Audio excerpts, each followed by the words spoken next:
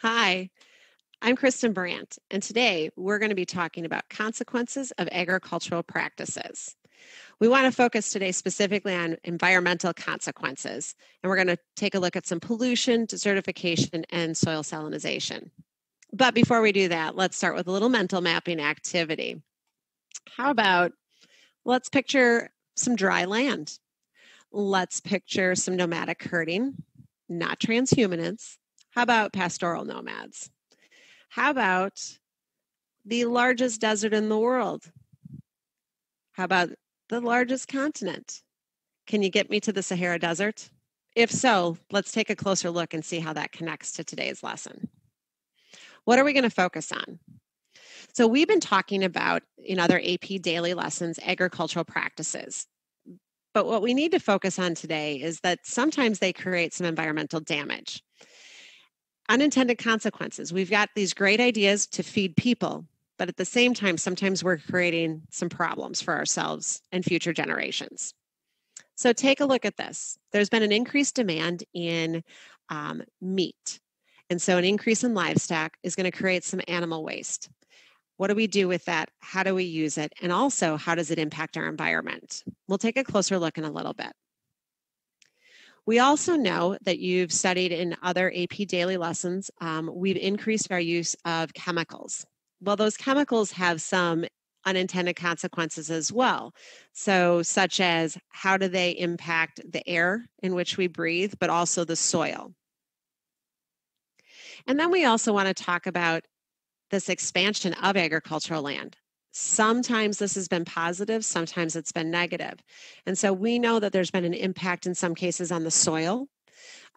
Maybe we've contaminated that soil. We're going to take a look, especially in video number 2, the impact on water. And so we'll hint at that a little bit today, but definitely the impact of overgrazing.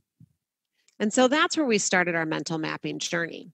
Okay, we started our mental mapping journey in the Sahara Desert, and that is one aspect. But we also have this other aspect of when we talk about our larger environment and our greenhouse gas emissions. And so take a look at this chart. And I know that it's pretty detailed. And so I would encourage you at some point to pause the video and look a little more carefully. But what I want to point out are a couple things, is taking a look at the emissions from agriculture by continent. Take a look at Asia or the Americas and what is being pushed into our atmosphere and what it comes from. Take a look at some of those fertilizers on the left, the synthetic fertilizers. Take a look at manure management. Take a look at some of the burnings that we've done and the change in our forestry and how this is impacting not only the people that live there, but the world in which we all live. Taking a closer look at this large continent of Africa, we can see that there's many deserts. And so you'll see here we are highlighting 5 deserts for you. We already mentioned the Sahara, but we also know that we've got some other deserts in northern Africa and also in sub-Saharan Africa. Take a look at those. Take a look at the area surrounding them. In some cases, we talk about the Sahel, that transitional area between the grassland and the desert. This is typically where we're going to find pastoral nomads, and we're going to dig into that in just a second. But what we do know is that these areas are growing. I want to see that again because this is kind of cool. Ready? And so as you watch that grow, we start to think about what are the implications of that. While this is a big continent, it is home to millions and millions of people. How do we feed them? We know it is difficult to use the land when it is that dry. And the consequences of having to irrigate or to try and farm it just creates other problems. So what we want to take a look at today are what are those environmental damages. And then in video 2, we're going to start to take a look at how does that impacting the landscape. So let's look at that a little more closely. So this actually comes from the U.S. Department of Agriculture. And so desertification is not just in Africa. The next slide is going to take us right back there, so don't worry. But when we take a look at this global map here, we see that there are many areas that are at risk for that. Take a look at India. Take a look at Southwest Asia.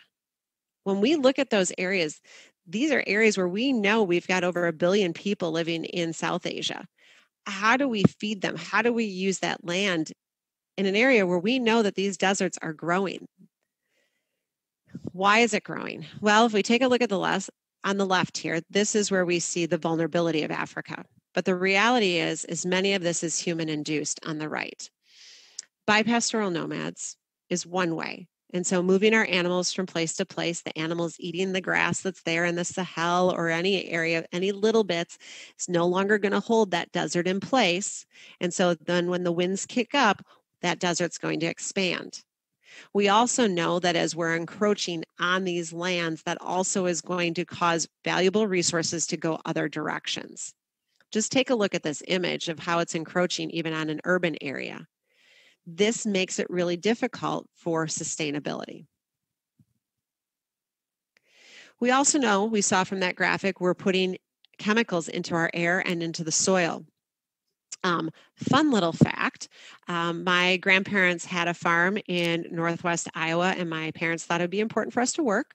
So I would ride the bean bar, but really my job was to ride and just spray for weeds. I guess I was luckier than my dad. My dad had to walk and pull weeds, so I guess that was a win. But what are we really doing? We're putting chemicals not only into the ground, we're putting chemicals into the air. And also, I'll be honest, I didn't wear a mask. Maybe that's why I'm a little bit silly sometimes. Just kidding. But out of all seriousness, we don't always know those long-term effects. And what we also don't know is to the degree that what that is putting into the air and impacting our greenhouse gases. We also talk about pollution with animals and animal waste.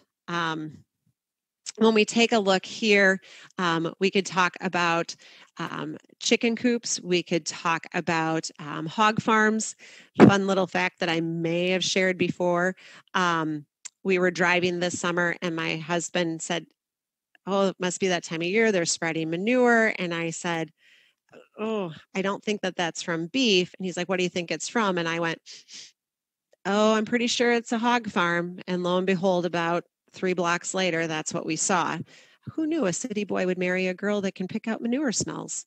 But out of all seriousness, it's not just the smell, it's the waste, and it ends up in the soil, it ends up in our water.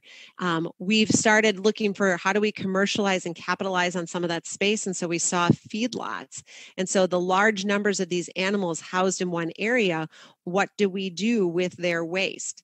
Not all of it can be used as a natural fertilizer. And so it is really difficult for what it's doing to the land and some of the water in that area.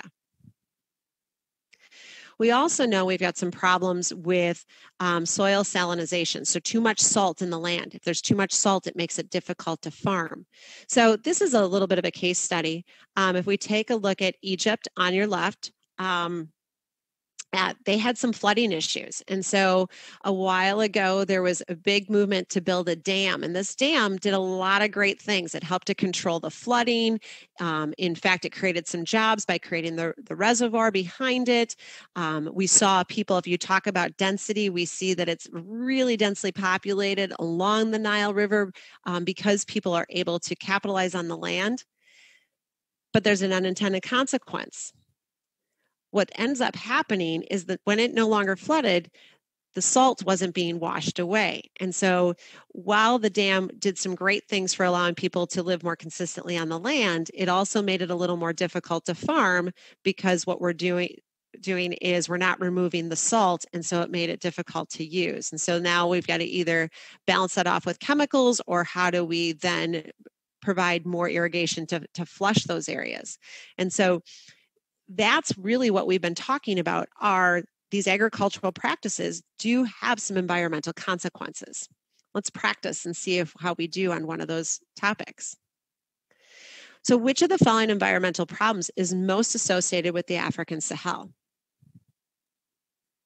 I sure hope you're able to get desertification, since that was the beginning of our presentation. If not, make sure you go back and listen to the first part of the video.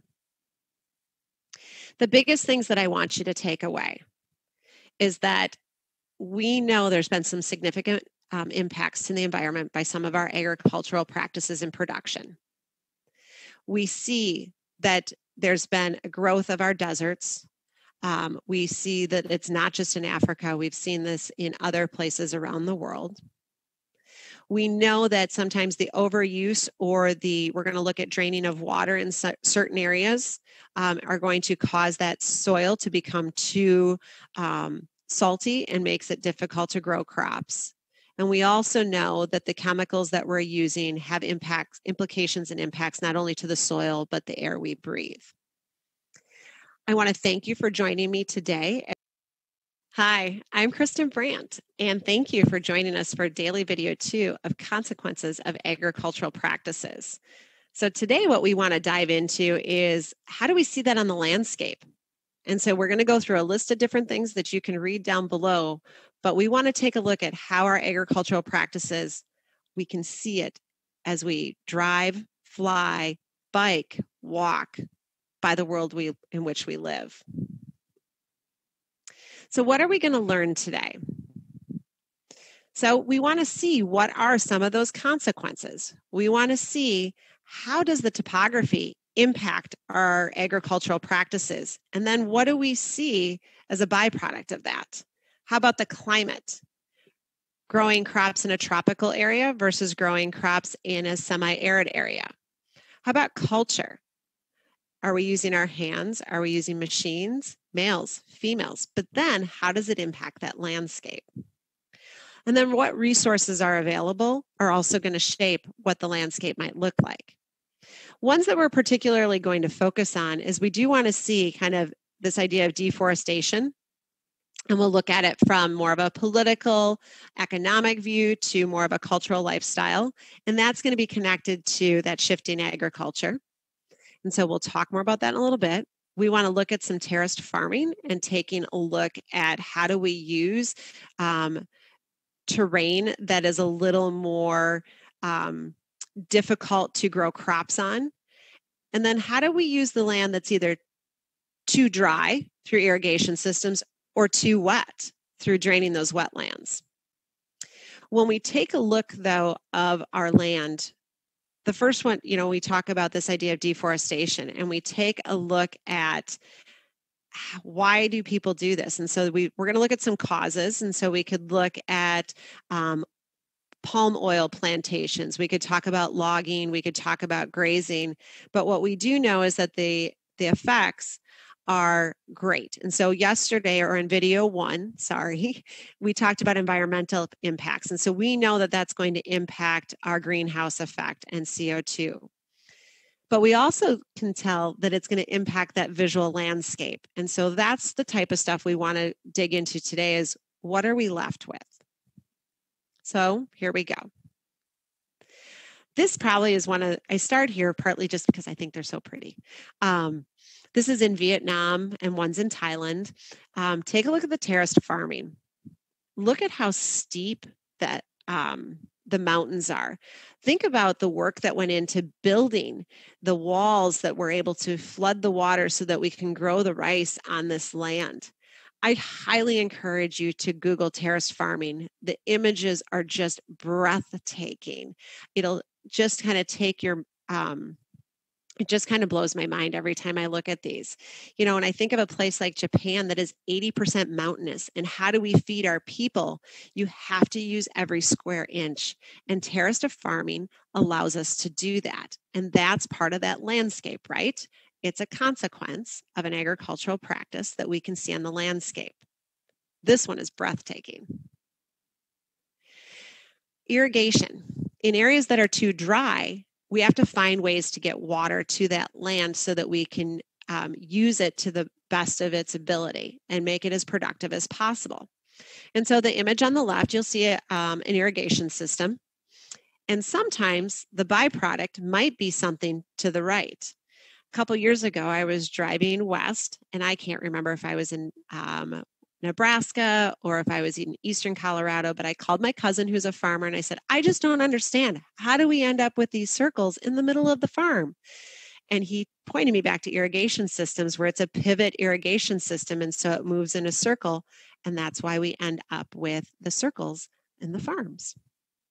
Sometimes, though, that's going to take a lot of money in order to do that. But we could do things such as this. What about digging trenches or ditches? I think this is a panoramic view, but how do we capture the water and then work its way back to our fields? And so this is a way of capturing that water and moving it to our crops in order to be as productive as possible. Let's take actually a look at a case study in the Aral Sea. And so when you take a look at the Aral Sea here in Kazakhstan, look at the size of that. However, in the course of 50 years, it shrank by 60%. Now take a look. You're going to say, Mrs. Brandt, it doesn't look anything the same. It's split. Right. So next you're going, irrigation system, Mrs. Brandt, see, it's salty. We're not irrigating that. Correct. We're not irrigating the sea. We're pulling water from the rivers that fill the sea. And so what that has done, it has caused it to shrink so much. And so, great, we've captured some of the water for some farming, but at what expense? And so, yes, we've changed the landscape. You can see how the sea has shrunk, but what other industries have you lost? What about fishing? Caviar. And so you're impacting other industries along the way. Not only the landscape, but also the economy is going to shift too. Some areas, though, are too wet. And so how do we capture that? This is in the Netherlands, and your teachers may have talked to you about a polder. A polder is those reclaimed lands from sea or river, and so it's that draining. How do we pull it back? And so areas that would look wet are now going to look dry. Parts of the North European plain, how do we capture that so that we can maximize the use of the land and make it as productive as possible? This is one way to do that. Deforestation has become an issue that's not only in South America, but we're going to look in Southeast Asia as well. But we'll start here with the Amazon rainforest. And so when we look at the Amazon River Basin, we see how extensive this system is.